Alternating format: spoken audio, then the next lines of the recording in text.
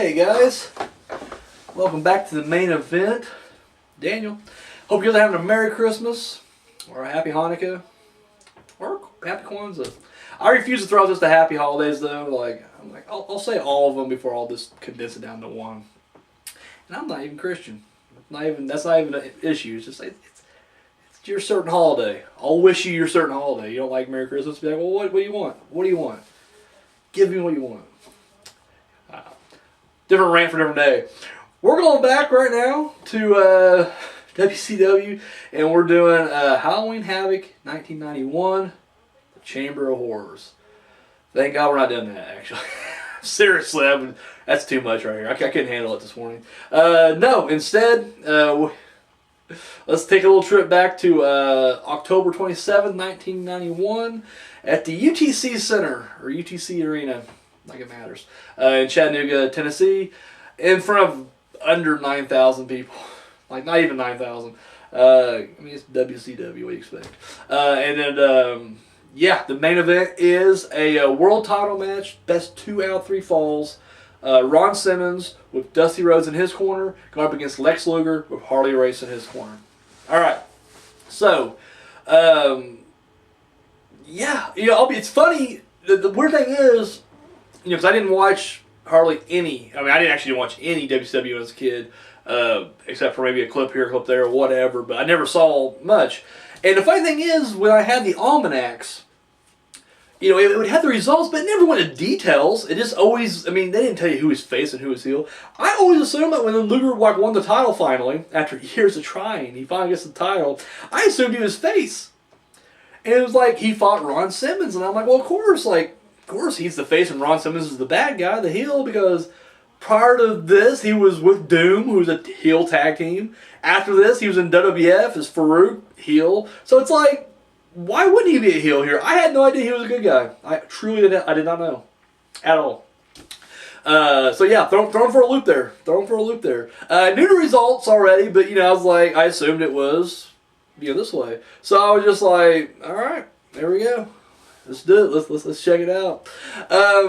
So yeah, here we are at the match, best 2 out of 3 falls. Interesting thing about this match is the fact that since Flair left, and I can only assume that when Flair left that Luger was supposed to go over, because I guess the match for Halloween Havoc is scheduled to be Mr. Hughes, of all people, going up against Luger. And of course, we know now that Hughes would become his, because when Luger did win, he was heel, he turned heel, Hughes would be his bodyguard instead of, his challenger. And I thought that was kind of interesting, because I was like, I just never thought of Mr. Hughes as like a main eventer, ever. To me, he's always been like that mid-card bodyguard. Like, that's the role he always plays, is mid-card bodyguard. So, I didn't think for a second he was main event material. So, yeah, I just kind of an interesting little thing there. Like, what could have happened? Could Mr. Hughes have been bigger than that? Who knows? But no, we get Ron Simmons, which is really cool, because he's one of those guys that always, when he came to WWF, he was never really the main eventer. Like, he would flirt the main event a little bit, and he would get those title shots, but you just, for some reason, you just knew he wasn't going to win it. Like, you just knew he was never going to be the top guy or a top guy, and he always fit better into that mid-card, really just the mid-card in general, upper mid-card sometimes, but yeah, until he couldn't go and form a tag team with Bradshaw, and then he became like one of the top tag teams, but once again, not main event level, nothing. So, I'm glad to see, what he was like when he was a main eventer. So yeah, here we are. We get to the match, and it's best 2 out of 3s. And you know what? The match starts off pretty good. To anybody out there who's just like, Luger can't wrestle, dude, you don't know what the fuck you're talking about. Like, seriously, his matches against Flair were good, and this match is really good. Like, I was surprised at how well this match played. Because they're both big powerhouses, and I was assuming to be more just power punches and clubbing blows and bites. No, it was actually a damn good match. Of course, I love the fact we got Dusty Rhodes in the corner, because, I don't know, the first fall, get to your first fall first, I guess. Ron Simmons wins via power slam. Beautiful power slam, too. He always had, one of the, I think his power slam and his spine buster are just awesome. They look powerful as fuck. They're not as pretty as Arn Anderson's spine buster, but they look more devastating, I think.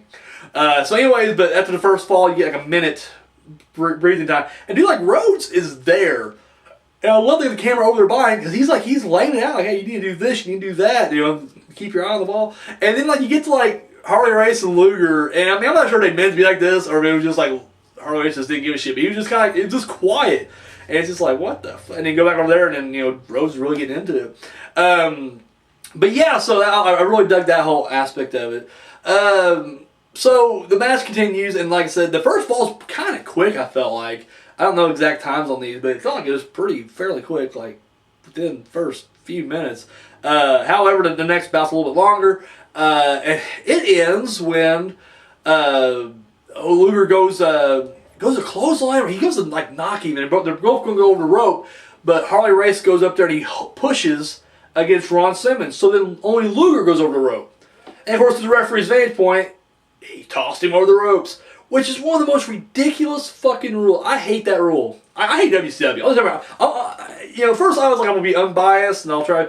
I'm sorry, WCW is just a joke to me. They got too many stupid rules, and I know WWF's not perfect. I realize that, and I realize that there's been times I've bashed WWF and their shit, but I don't know, man. I mean, maybe that's all you was raised on. Maybe it's oh yeah, of course, toss over top rope's illegal. That's ridiculous. I'm sorry, I'm a WWF guy. Toss over the rope all the time, don't matter. But anyways, they deemed it, even though Luger clearly ran at him. And once again, to me, the toss over the rope rule, whatever. That's the company we're in. That's the rule. Fine. But it's at least let it be an actual legit toss. I feel a back body drop, unless if you literally throw him and then get ready to back body drop him over, it shouldn't matter. It was a spur of the moment. Holy shit, And even in this case, it wasn't a back body drop. It was literally just. He got screwed. But whatever, Luger wins that one by DQ, which once again, not a bad way to go out in the fall. I mean, it makes Simmons look really good. He had the match won, had not been for this one. But yeah, so that's our second fall right there. And then the third one, Simmons looking really good. But however, he goes to tackle Luger outside the ring, and of course, what happens is, or they're both outside the ring, he's going to tackle him. On the outside, and Luger moves out of the way, and Simmons eats the ring post, so hurts his shoulder, and then of course Luger capitalizes, and of course pile driver later picks up the third and final fall. So Luger wins it, scoring the last two falls over Ron Simmons. Yeah, that was the match right there. Honestly, damn good match. And we're going to what I thought about this match. I really liked it. Once again, I just feel like the entire toss him over the top rope rule is ridiculous, but you cannot blame the wrestlers for that. Just like I didn't want to blame them at Great American Bash for that lame match that they had, lame excuse for a main event they had. I'm not going to blame the wrestlers for that, because that was not their fault. And just like this, I can't really blame them here. It's out of their control. Once again, I mean, this is considered the norm. I asked my cousin, who's sucking off NWA and WCW at the same time, just fucking sword fighting in his mouth. And he was like, well, it's wrestling. That's wrestling right there. That's how it's supposed to be. I'm like, dude, fuck you. Sorry, that's ridiculous. That's ridiculous. I don't know. Like I said, I'm just WWF, I guess. I apologize. But anyway, aside from that ridiculousness, no, the match was good. And like I said, I mean, initially, I guess my initial thought, because I've always been away from WCW. I didn't keep up, So the fact that I'm going back and watching all these main events in a row, and I know the history behind it, I guess I was kind of shocked initially that they didn't just throw the belt on Sting. Makes sense, right? Your top dog. But this way you're actually creating more stars. Something that WCW never really gets credit for. But it was they were literally they finally put the belt on Luger, which I feel like it's maybe a little too late at this point.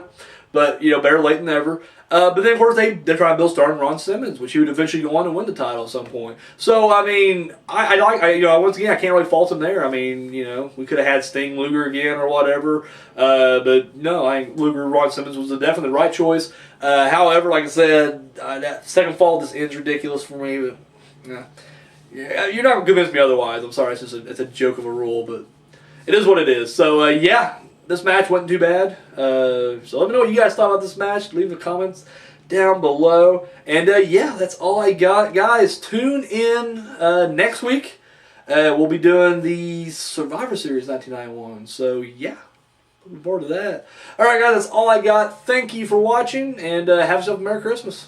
Until next time.